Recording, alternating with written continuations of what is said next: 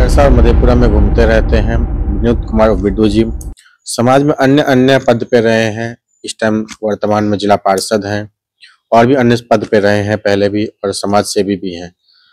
तो आगे आप अपने आप को कहाँ देखते हैं आगे अपने 5 सालों में, क्योंकि हर जगह आपकी चर्चा होती रहती है। बीजेपी का हम एक सच्चा सिपाही बनना चाहते हैं और बीजेपी जिस तरह का रोल देगी हम उसको पूरी ईमानदारी से करने का काम करेंगे। बीजेपी जहां हमको भेजेगी वहां हम जाने के लिए तैयार और सक्षम हैं। नमस्कार, देख रहे हैं एमडीपी न्यूज। इस तरीके से सहरसा की तमाम खबरें आप तक पहुंचाते रहे हैं। हमारे साथ जो बैठे हुए हैं किसी नाम और जान पहचान के मोहताज नहीं है। विनीत कुमार उर्फ बिड्डू जी जिला परिषद है, जिला पार्षद है, भी तमाम सहरसा के लोगों से, जनता से हमेशा सुख दुख में मिलते रहते हैं। 24 घंटे में कभी भी आज ही आपको गेट खुला मिलेगा। यहाँ पे जानने की कोशिश करेंगे। कल 22 जनवरी है, श्री राम प्राण प्रतिष्ठा की तैयारी चल रही है अयोध्या में। तमाम देशवासियों और सहरसा के लोगों से क्या कहना चाहते हैं? राम मंदिर पूरे भारत के लिए नहीं, पूरे विश्व के लिए एक बहुत बड़ा बात है। आज पूरे विश्व में इसका खुशी मनाया जा रहा है। हमारे देश में ही नहीं, देश से बाहर बहुत ऐसे देश हैं जिसमें कि इस बात का खुशी मनाया जा रहा है। राम जी 500 साल बाद हम लोग के घर आए हैं, हम लोग के देश में आए हैं, और इसका हम लोग पुरजोर तरीका से दीपावली मनाने का प्रयास कर रहे हैं। और जहां देखिए हर गली में, हर मोहल्ला में माने राममय है। इसके लिए तो हम लोग कुछ भी कर रहे हैं तो लगता है कुछ कम कर पाए हैं, और करना चाहिए हमको, और करना चाहिए। यह जो उत्साह है मेरे मन में, यह बेचैन किए हुए है, और मन में होता है कि कब 22 आ जाए, जो राम जी आ जाएंगे, राम जी का जन्म हो जाएगा। यह बेचैनी है। लेकिन तमाम तरह की जितनी भी पार्टियां हैं इंडिया अलायंस के, चाहे आरजेडी हो, जेडीयू हो, कांग्रेस हो, उनका ये कहना रहता है कि ये लोग जो है 22 तारीख को राजनीतिक एक जो है वहां पे योजना हो रहा है, राजनीतिक के तहत जो है राम मंदिर का निर्माण आप लोग करवा रहे हैं। राजनीति हो या सामाजिक हो, भगवान का तो नाम लिया जा रहा है ना। अगर तमाम विरोधी पार्टी के लोग, उनको तो कोई मना नहीं कर रहा है, उनको भी तो करना चाहिए। हम लोग तो यह नहीं कहते हैं कि राम मेरा है। राम के फोटो पर बीजेपी का मोहर तो नहीं है। जब बीजेपी का मोहर नहीं है तो आप भी तो कीजिए। आपको कौन कहता है कि आप नहीं कीजिए? राम किसी खास का नहीं, राम सब का है। और यह संदेश राम जी खुद दिए हैं कि हम सब का है। और यह रामायण का, जब आप टीवी सीरियल में देखे होंगे, रामायण पढ़े होंगे, उनका जो जीवनी देखिएगा तो उसमें देखे होंगे आप कि राम किस तरह से वन में गए तो बंदर से सहयोग लिए, राम जी सुग्रीव जी से सहयोग लिए, राम जी केवट से सहयोग लिए। तो राम किसी व्यक्ति का कहां सबरी का बैर खाए। राम अगर किसी खास का होते तब ना, राम अपने जीवन में भी, राम भगवान जो है किसी खास का नहीं, वह आम का है। हमको तो लगता है राम से बड़ा समाजवाद कोई नहीं। राम समाजवाद का सबसे बड़ा स्वरूप राम है। तमाम तरह की इंडिया अलायंस की जो पार्टी है बोलती रहती है कि बीजेपी जो है पिछड़ों और दलितों को छोड़ के चलती है, वो तमाम अमीरों की पार्टी है। इस पे क्या कहना चाहेंगे? कैसे? अभी तुरंत तो आप लोग को देखने के लिए मिला होगा कि जितने भी स्टेट में चुनाव हुए, ऐसे ऐसे लोग को मुख्यमंत्री बनाया गया जो चौथी पौदान पर थे और पहली पौदान पर आके बैठे। यह क्या जाति पाति को दिखाता है? आज बीजेपी ही एक ऐसी पार्टी है जो परिवारवाद से हटके, हम लोग को तो मनोबल बन रहा है इस बात से, हम लोग के भीतर में उत्साह आ रहा है कि कभी न कभी हो कि नरेंद्र मोदी जी का बिहार में हमारे ऊपर नजर आ जाएगा, हो सकता है हमको कुछ बना दे। यह एक कार्यकर्ता के मन में जो उत्साह है, यह बहुत बड़ी बात है। यह तो दिखाने के लिए कुछ बचा नहीं है। आप लोग तो देख रहे हैं कि कैसे हो रहा है। और इसमें आज किसी पार्टी का हम नाम नहीं लेना चाहते हैं, लेकिन देख लीजिए ना कि किसी पार्टी में यहां तक कि स्टेट का बात करते हैं, किसी का पति अगर एमपी है तो वह चाहता है अपनी पत्नी को एमपी एमएलए का टिकट मिले। लेकिन बीजेपी एक ऐसी पार्टी है जिसमें परिवार का कोई परिभाषा नहीं, परिवार का एक ही परिभाषा कि पूरा देश परिवार है, यही बीजेपी की पहचान है। तमाम तरह की जो अभी पिछले महीने जो है जातीय जनगणना हुई, क्या इस प्रकार से बिहार के लोगों को कुछ फायदा हुआ या जातियों में लड़ाई करने का एक तरीका है? एकदम जातीय जनगणना यह जात में भेदभाव लाने का सबसे बड़ा तरीका है और इससे कुछ होने को नहीं है। यह जान लीजिए, जनता सब जान रही है, जनता पूरा समझ रही है कि यह जातीय उन्माद है। जात को बांटने का जो व्यवस्था है यह चलने वाला नहीं है, यह कंप्लीट रूप से फ्लॉप स्कीम है। और हमको तो लगता है कि जातीय जनगणना के बाद बहुत स्टेट में चुनाव हुआ है और आप लोग को परिणाम दिखा है, और बिहार में भी आपको जो लोकसभा का चुनाव होने जा रहा है उसमें आपको पता चल जाएगा कि जातीय जनगणना टै फिस हो गया। तेजस्वी जी के साफ साफ कहते हैं, आरजेडी का कहना रहता है कि श्री राम मंदिर मस्जिद बनाने से क्या फायदा होता है, उससे तो वहां पर का कोई विकास नहीं हो पाता है, तो इसे बनाने से क्या फायदा है? राम मंदिर आज देवघर में बाबा बैद्यनाथ का मंदिर है, आपको पता होगा कि सिर्फ चंदा कितना आता है यह पता कर लीजिए। दूसरा बात, वहां कितने होटल चल रहे हैं यह पता कर लीजिए, वहां कितने आदमी को रोजगार लग रहा है यह पता कर लीजिए। यह राम मंदिर इतनी बड़ी ट्रस्ट होगी जिससे कल के दिन में आप देख लीजिएगा कि राम मंदिर का जैसे स्वामी विवेकानंद जी का ट्रस्ट है, यूनिवर्सिटी है, उसी हॉस्पिटल है, उसी तरह से देखिएगा आप कि राम का अयोध्या, राम का सब जगह हॉस्पिटल, स्कूल, सारा व्यवस्था होगा। और यह सब तो बाद की बात होगी जो होगा, लेकिन आज वहां जब टूरिस्ट आएंगे तो वह ठहरेंगे कहां, खाएंगे कहां और बाजार में सामान कहां खरीदेंगे, यह मार्केटिंग कहां होगा इंडिया का, हमारे देश का।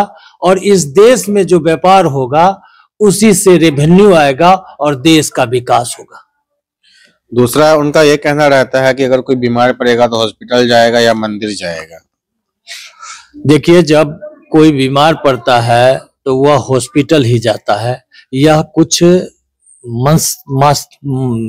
विक्षिप्त मस्तिष्क के लोग हैं जो इस तरह के स्टेटमेंट देते हैं, लेकिन आपको इस बात से भी आप नहीं पीछे हट सकते हैं कि हम लोग के यहाँ आज नहीं, हमारे दादा परदादा के टाइम से हॉस्पिटल भी जाते थे, देवी देवता का कोबला भी करते थे।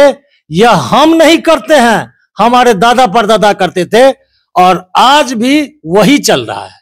हम लोग दोनों मानते हैं, इलाज भी कराते हैं, अच्छा हॉस्पिटल भी होना चाहिए, अच्छा स्कूल भी होना चाहिए, लेकिन हम लोग को सात्विक भी होना चाहिए, हम लोग को संस्कारी भी होना चाहिए, हम लोग को नास्तिक नहीं होना चाहिए। इसलिए मंदिर की भी उतनी जरूरत है जितना स्कूल और हॉस्पिटल की जरूरत है, मंदिर भी उतना ही जरूरत है। आज अगर आदमी मंदिर जाता, आज देख लीजिए, हम आपको ले चलते हैं, चलिए मंदिर, स्वतः आपका सिर झुक जाएगा और स्वतः आप जूता खोल लीजिएगा। यह जो डिसिप्लिन है यह कौन सिखाता है? मंदिर। यह जो संस्कार है कौन देता है? वह मंदिर। आज समाज में बहुत कुरीति ऐसा है जो लोग करने से डरता है, लोग के मन में एक भय होता है कि हम जो ये करेंगे तो हमको पाप घेर लेगा। यह जो पाप का डर है यह कौन देता है? भगवान। इसलिए हमारे हिसाब से राम बहुत जरूरी, भगवान बहुत जरूरी है। राम, कृष्ण, राधा सब भगवान है और सब जरूरी है। एक किसी राम के लिए नहीं हम कहते हैं, भगवान जरूरी है। और हम तो यहां तक कहते हैं आपके माध्यम से कि नोट पर एक तरफ राम का फोटो लगना चाहिए और एक तरफ राम मंदिर का फोटो लगना चाहिए, तभी भारत में कुछ लगेगा कि राम का सही मतलब क्या है। आगामी जो है 2024 का लोकसभा चुनाव आ रहा है। आप भारतीय जनता पार्टी के नेता है, सहरसा विधानसभा में रहते हैं और मधेपुरा लोकसभा में रहते हैं। सहरसा में 4 विधानसभा है और एक मधेपुरा का लोकसभा है। किस तरीके से आप लोगों की तैयारी चल रही है और इस बार जो है रिजल्ट कैसा आने जा रहा है? सबसे पहले तो सहरसा में 3 विधानसभा है और मधेपुरा में 3 विधानसभा है और 6 विधानसभा है। एक बात जान लीजिए, बीजेपी की जो तैयारी वह करता है इलेक्शन के टाइम में जो रोज नहीं पढ़ता है। बीजेपी नित्य प्रतिदिन उठ के अपना नित्य क्रिया करने के बाद अपने काम में लग जाने वाली पार्टी का नाम ही बीजेपी है। बीजेपी इतना तैयारी रोज के दिन में करती है कि आपको इलेक्शन के टाइम में या परीक्षा के टाइम में चीट खोजने की जरूरत नहीं है। बचा बात, आपको उदाहरण के तौर पर हम बहुत ऐसा उदाहरण दे सकते हैं कि बहुत ऐसे नेता हैं जो मुखिया, सरपंच, समिति नहीं बन पाते हैं लेकिन एमएलए और एमपी बनते हैं क्योंकि उनको टिकट मिलता है। आज बीजेपी का वही ग्राफ है कि एक अदना सा सिपाही को अगर यहां से टिकट मिल जाए तो वह एमपी का सीट यहां ला के दिखा देगा, वह संसद में जाके दम लेगा। इसलिए हमको लगता है कि तैयारी की कोई जरूरत नहीं है, फुल तैयारी हो रहा है। जो हम लोग रोज दिन में करते हैं वही तैयारी हम लोग के लिए काफी है।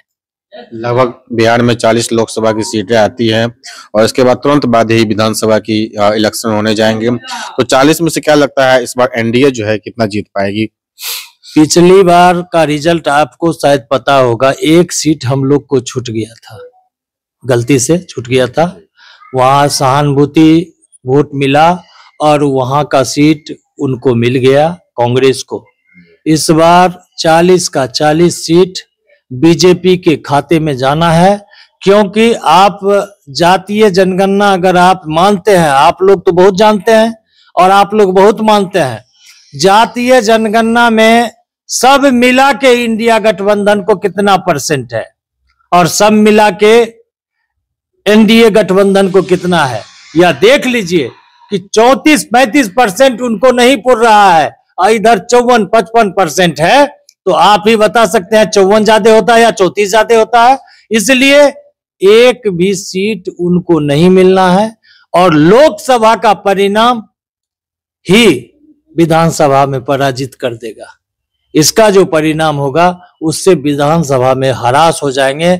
हमको तो लगता है कि विधानसभा में लोग को बेचैनी हो जाएगा कि हम यहाँ से टिकट लेंगे, जीतेंगे कि नहीं जीतेंगे, ये बेचैन हो जाएगा दूसरे पार्टी का लोग। इसलिए एकदम आप निश्चिंत रहिए, ये ज्यादा दिन का बात नहीं है, बहुत नजदीक का बात है। लोकसभा में कोई मामला नहीं बनता है, टोटल हिंदू एक तरफा वोट कर रहा है। आपको हम भीतर का बात बताना चाहते हैं कि आज जो हवा में, वातावरण में ऐसा लहर है, अब आप यादव को भी बीजेपी से दूर नहीं कर पाइएगा। बहुत नजदीक है यादव समाज, यादव समाज का मैक्सिमम वोट मिलेगा।